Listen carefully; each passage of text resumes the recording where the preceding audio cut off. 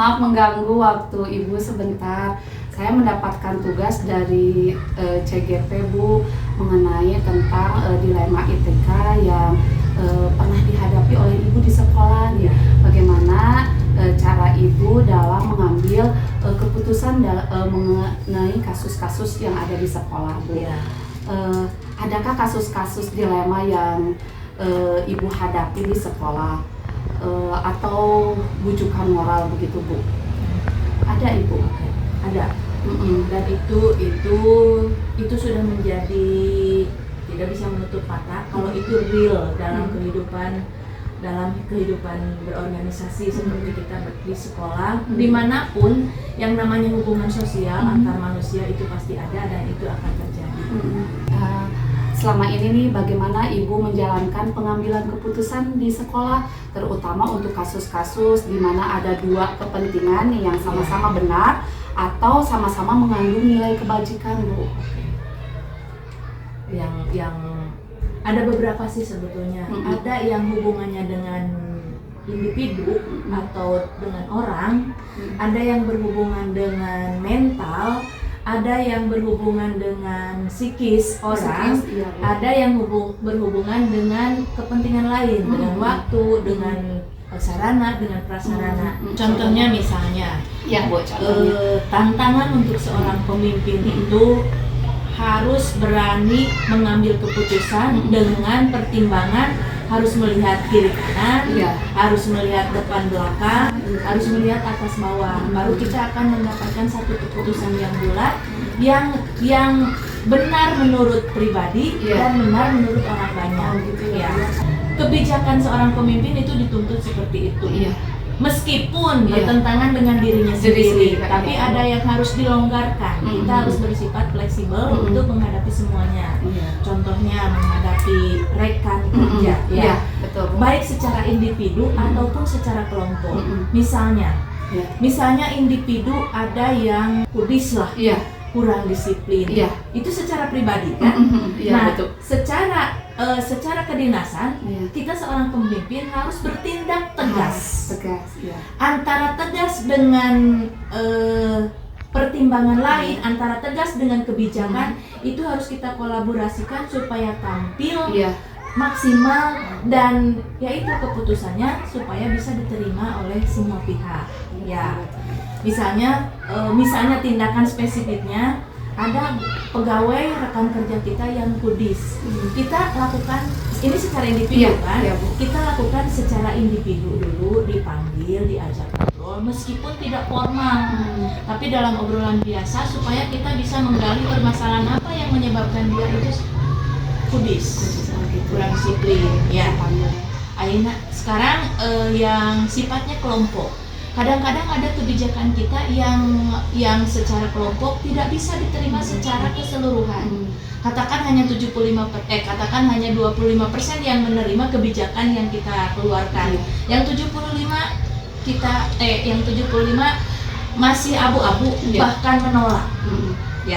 Nah, bagaimana solusi kita? Cara Ibu mengatasi itu, Ibu tidak suka berbicara di belakang. Kita buka di forum.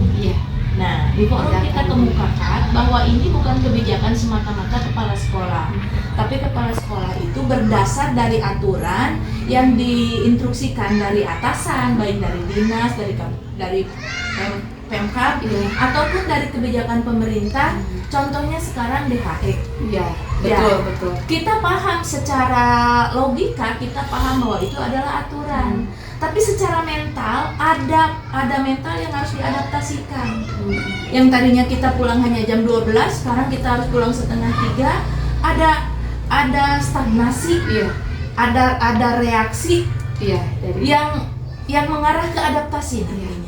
Jadi bagaimana kebijakan kita buka di forum rapat, kita buka secara, biarkan mereka tampung dulu apa keluhannya, dan biarkan kita mencair ke sana, ke situasi itu, bahwa kita pun sama menerimanya seperti mereka. Tapi mari kita sikapi dengan bijaksana, mari kita sikapi bahwa kita sebagai ASN, bahwa kita sebagai pegawai yang harus menginduk kepada peraturan pemerintah yang berlaku.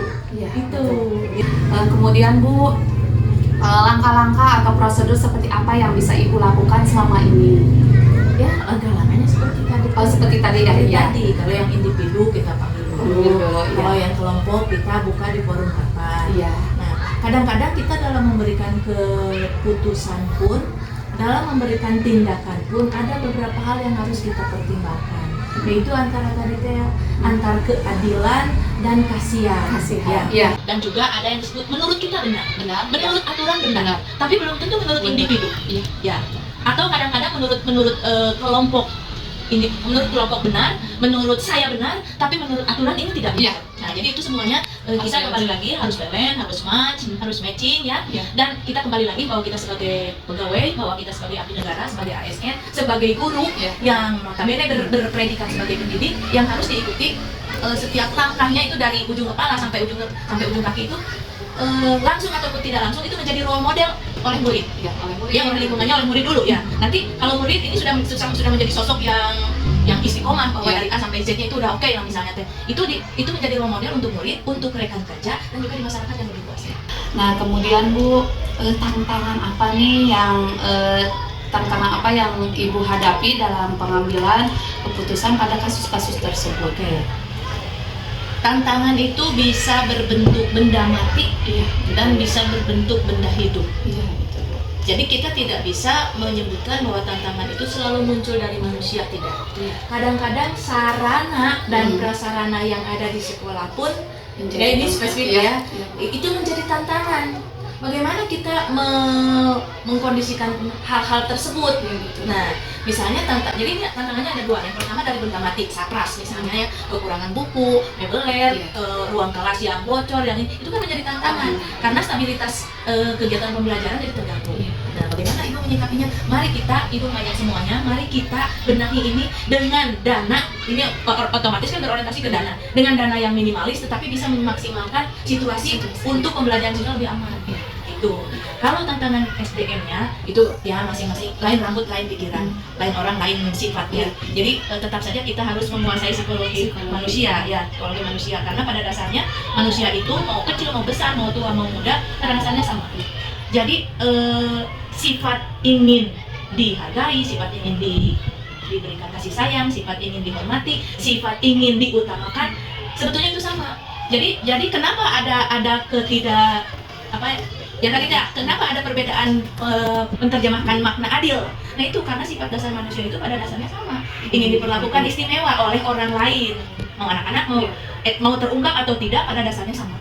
Jadi kita harus bisa, kadang-kadang orang itu ada yang maju jadi orang ada yang bersifat seperti dua, satu seperti kucing, satu lagi seperti kuda. Jadi artinya orang itu bisa maju, bisa mengikuti apa yang kita perintahkan dengan cara dielus seperti kucing, jadi dia akan nurut. Ada lagi yang harus dicambuk seperti kuda. Jadi itu pada prinsipnya manusia tetap ada dua karakter yang muncul kalau menurut pandangan Ibu.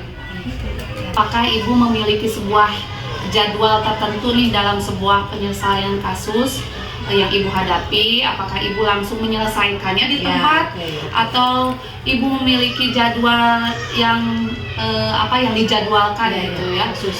Khusus. Nah, seperti apa yang Ibu jalani? Kalau menghadapi situasi di dunia kerja, di tempat kerja, dimanapun, ini menurut pikiran Ibu, secara pribadi pun Ibu tidak pernah menjadwalkan ini harus memberikan, ini tidak berapa, tidak. Karena itu insidental, di mana terjadi maka kita harus bertindak cepat. Langsung. Iya, dan nanti evaluasinya di rapat koordinasi sekolah. Jadi bulanan, apa yang sudah kita lakukan hari ini dievaluasi. Rapat koordinasi dan evaluasi setiap bulannya. Iya, jadi keluhan pribadi, baik secara pribadi individunya ataupun pribadi sebagai gurunya. Jadi keluhan apa, ada tantangan, ada keluhan, atau apa yang menjadi kelebihan atau kekuatan Anda sebagai seorang guru. Jadi itu apa yang selama ini mempermudah atau membantu Ibu dalam pengambilan keputusan, khususnya dalam kasus-kasus dilema etika? Faktor untuk memudahkan. Jadi sebetulnya kita harus menjalin keharmonisan dengan semua pihak. itu ya, menjalin keharmonisan, maka di situ kita akan mendapatkan kemudahan. Karena meskipun tadi ada perbedaan lain rambut lain pikiran, Iya. kalau ada beberapa orang yang paham dengan apa yang kita maksudkan, maka itu menjadi kemudahan untuk kita memberikan tindakan, membuat satu tindakan. Jadi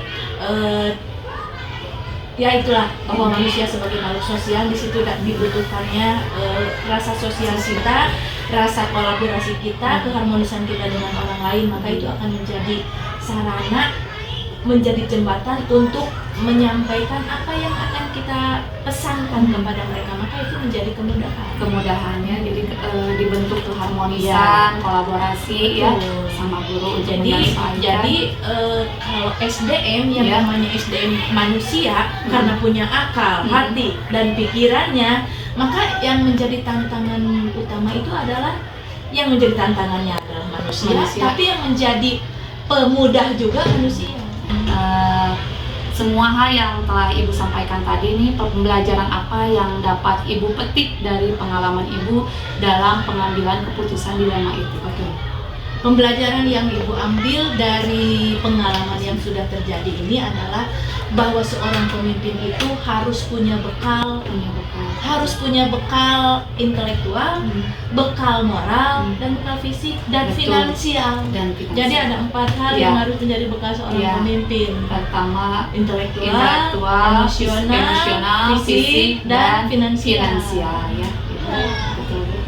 Aduh Ibu, terima kasih sekali saya mendapatkan waktu untuk menyelesaikan tugas-tugas saya ini, Bu. Di sini saya mendapatkan ilmu yang sangat banyak, Ibu. Ketika nanti jikalau ya saya juga kalau ini kan menjadi pemimpin. Nah, bagaimana ini bisa diambil dari pengalaman-pengalaman Ibu dalam mencari pengambilan keputusan yang dilakukan Ibu dalam menyelesaikan kasus-kasus yang ada di sekolah. Terima kasih Ibu, mudah-mudahan Ibu sehat selalu.